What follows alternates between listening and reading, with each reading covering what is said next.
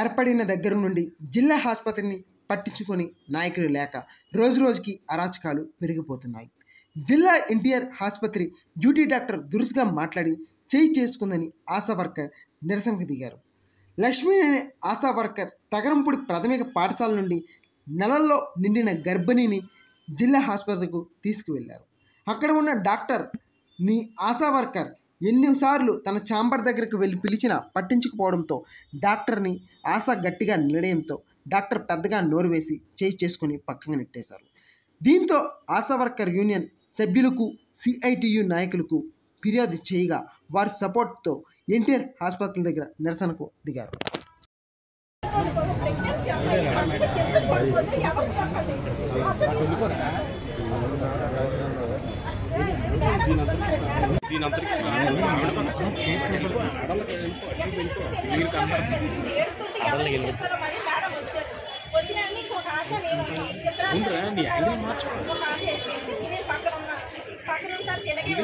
గర్భిణిని తీసుకొచ్చి గర్భిణితో పాటు తల్లిని బిడ్డని సేఫ్గా ఇంటికి తీసుకెళ్లవలసిన బాధ్యత ఆశకు ఉంది సార్. మరి ఆశ ఎన్టీఆర్ హాస్పిటల్కి వస్తే కేసు దగ్గర ఉంచుకుంటే ఆశను బయట తగిలిస్తే ఎక్కడికి వెళ్ళిపోతుంది సార్ ఆశ?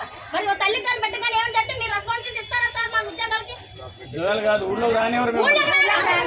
మాకు ఇస్తారా సార్?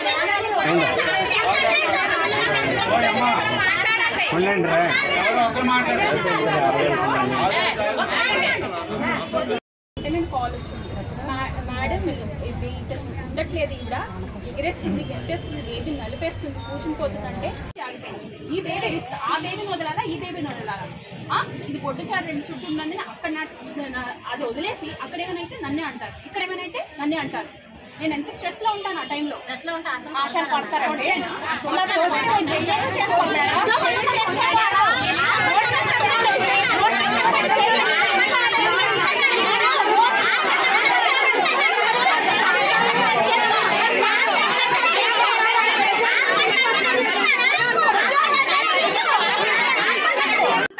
మా టెన్షన్ తగ్గట్టు మేము వచ్చి లోపల కూర్చుంటే ఒకరు కూర్చోలేవరు, ఒకరు